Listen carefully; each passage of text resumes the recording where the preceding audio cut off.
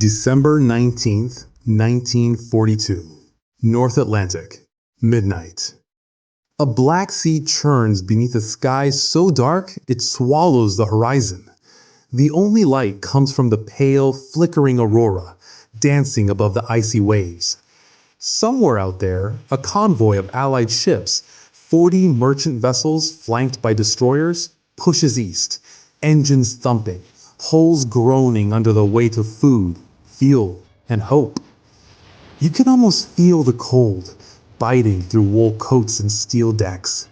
Sailors huddle in the shadows, eyes scanning the endless dark for a sign, any sign of danger. The radio crackles, a nervous Morse code heartbeat. Somewhere, a lookout coughs, another prays. Then, without warning, the night erupts. A torpedo slams into the side of the SS Empire Star. The explosion is blinding, a flash of orange and white that turns night into day for a split second. Men are thrown from their bunks, alarms wail, another torpedo, then another. The sea is alive with fire and screams. Beneath the waves, a German U-boat slips away, silent and unseen. Its captain, Oberleutnant Sir Z. Hans-Jürgen Hallregel, marks another kill in his logbook.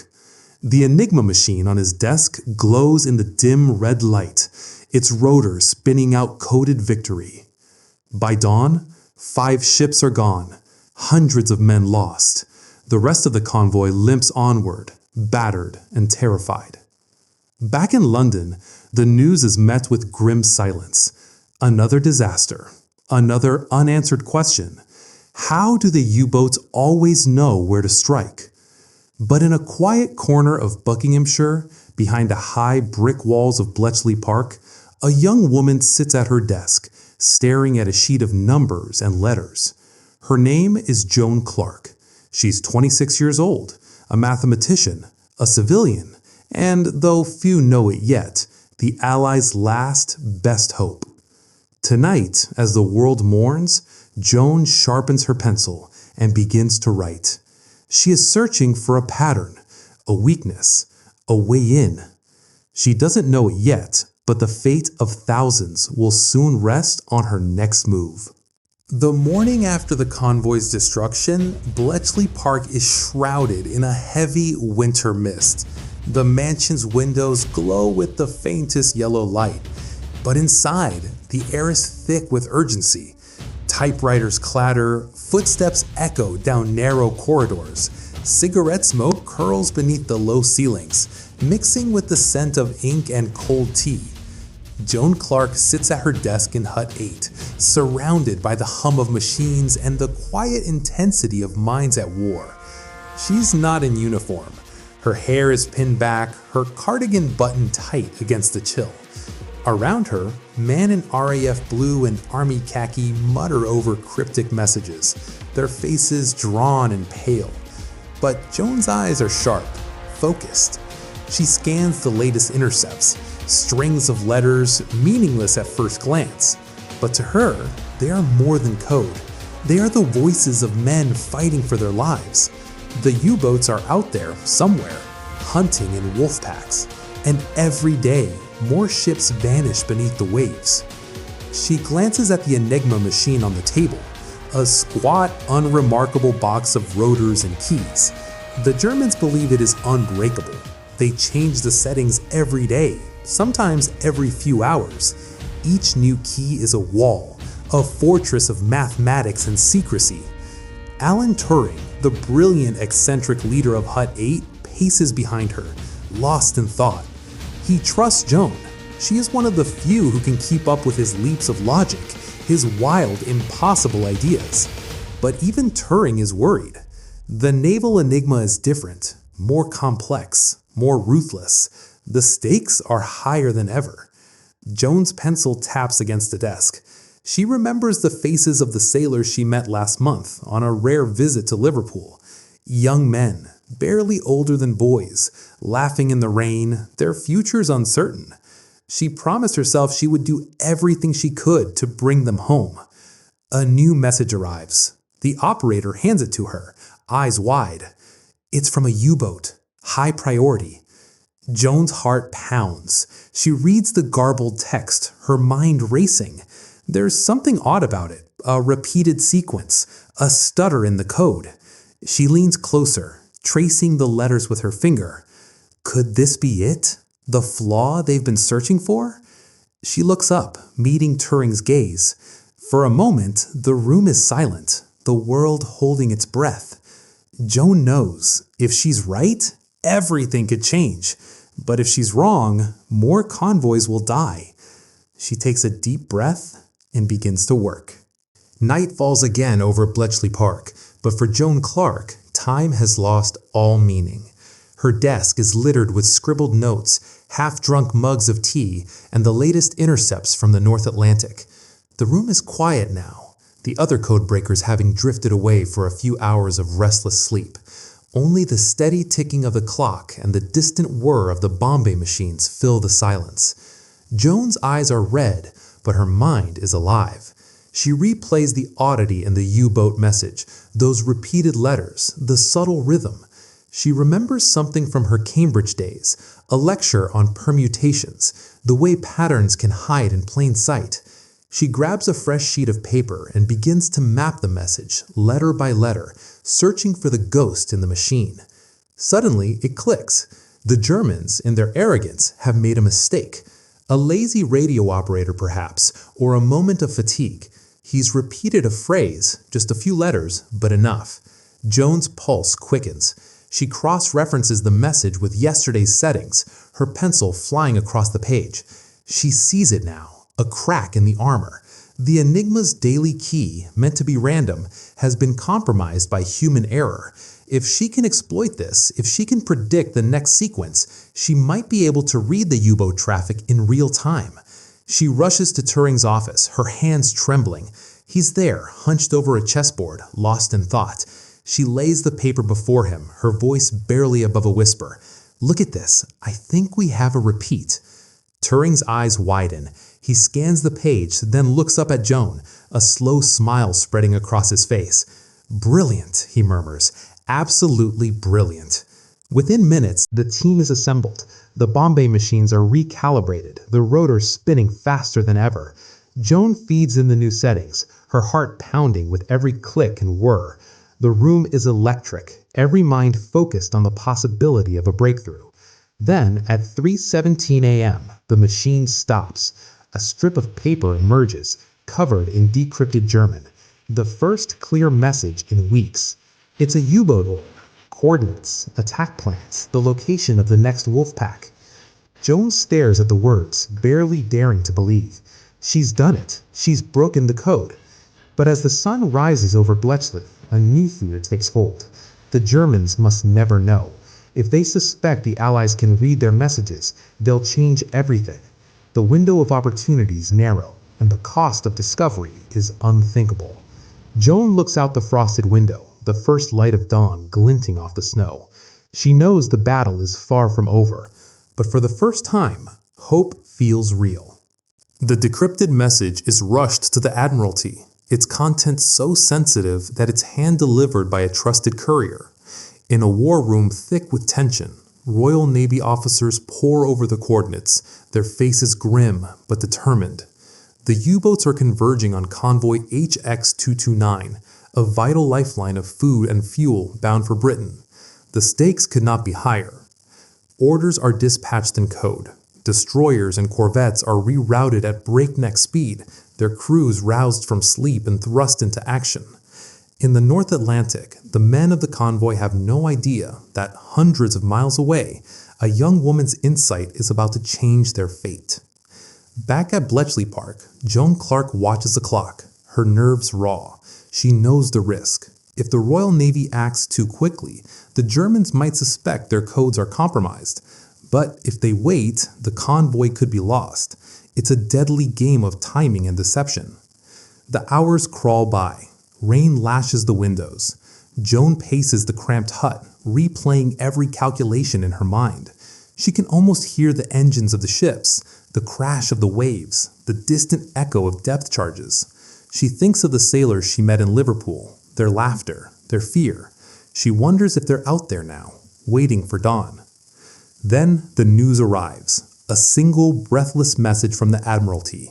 Contact made. U-boats engaged. Convoy safe. A cheer erupts in Hut 8, but Joan only exhales, relief flooding through her.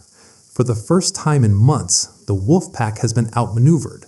The Allies have struck back, not with guns or bombs, but with intellect and nerve. But the victory is fragile. The Germans will adapt. The Enigma settings will change again. The battle for the Atlantic is far from over. Joan returns to her desk, exhaustion tugging at her bones. She knows what's at stake. Every message, every pattern, every sleepless night could mean the difference between life and death. She sharpens her pencil, ready for the next round. But as she glances at the Enigma machine, she can't help but wonder, how long can they keep this secret? How long before the enemy realizes they're being watched? The answer, she knows, could decide the fate of the war. Spring 1943. The air at Bletchley Park is thick with anticipation and exhaustion. The codebreakers have tasted victory, but the pressure has only grown. Every day, Joan Clarke and her colleagues face a new Enigma setting, a new puzzle, a new test of their endurance. The Germans, sensing something amiss, have begun to tighten their procedures. The codes are changing more frequently. The margin for error is razor thin. Joan's world has shrunk to the size of her desk. She lives in a blur of numbers and ciphers, her days marked by the clatter of typewriters and the endless shuffle of papers. She barely sees the sun. Meals are hurried, conversations whispered. The outside world, the world of laughter, music, and peace, feels impossibly distant. Yet, in these cramped huts, a different kind of battle rages. It is a war of wits, fought in silence and secrecy. Joan is at its heart, her mind a weapon as sharp as any blade. She works side by side with Turing, Hugh Alexander, and the rest of the team, each of them driven by the knowledge that every breakthrough could save lives. But the cost is high. The stress is relentless. Joan feels it in her bones, and the ache behind her eyes, and the dreams that haunt her sleep. She thinks of the convoys, the men who depend on her, the families who wait for news. She cannot afford to fail. One evening, as dusk settles over the park, Joan receives a message from the Admiralty. Another convoy is under threat. The U-boats are closing in, their positions masked by a new layer of Enigma complexity. The codebreakers work through the night, their hands trembling with fatigue, their minds racing against the clock. At dawn, Joan spots a familiar pattern, a subtle echo in the cipher, a fingerprint left by a careless operator. She seizes on it, her heart pounding. With Turing's help, she feeds the clue into the bomb. The machine whirs, clatters, then spits out a solution. The message is clear: the wolfpack's location, their orders, their intent. The information is relayed to the Navy. Depth charges rain down on the Atlantic, and this time it is the U-boats that are caught by surprise. Several are sunk. The convoy survives. Joan allows herself a rare smile. For a moment, the weight lifts. She has struck a blow for the silent army of codebreakers, for the sailors she will never meet, for the world that waits for peace. But as she looks around the hut, at the tired faces and hunched shoulders, she knows the war is not yet won. The enemy is clever, and the game is far from over. Still, in the shadows of Bletchley Park, hope flickers. One mind, one pencil, one moment of insight. Sometimes that is all it takes. But what if the Germans change everything tomorrow? What if the secret slips? The answer hangs in the air, as fragile as the dawn. The months grind on. The Allies begin to turn the tide in the Atlantic, but the work at Bletchley Park only grows more intense. Joan Clarke's name is never spoken outside these walls. Her triumphs are classified, her struggles invisible. She cannot tell her family what she does, cannot share the burden or the pride. The secrecy is suffocating. Some nights, Joan walks the grounds alone, the cold air sharp against her cheeks. She listens to the distant hum of the bomb machines, the low murmur of voices from the huts. She thinks of the men at sea, the convoys threading their way through darkness and danger. unaware that their fate rests in the hands of strangers. The pressure is relentless. Mistakes are not an option. Every slip could cost hundreds of lives. Joan feels the weight of it in her chest, a constant ache. She sees it in the faces of her colleagues, Alan Turing, haunted and driven, Hugh Alexander, stoic but weary, the young women of the Wrens, their laughter growing quieter with each passing week.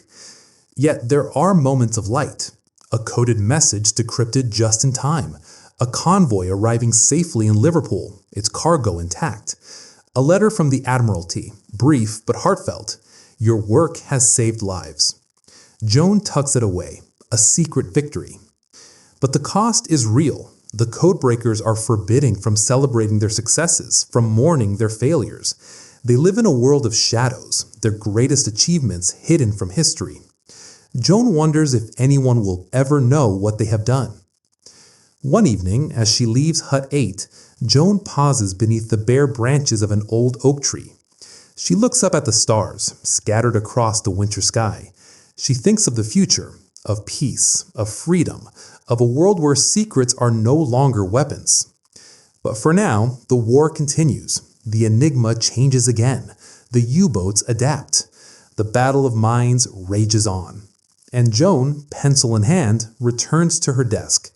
The fate of thousands still rests on her next move. But what if, one day, the secret is lost? What if the enemy is watching, closer than they think? The night is silent, but the question lingers.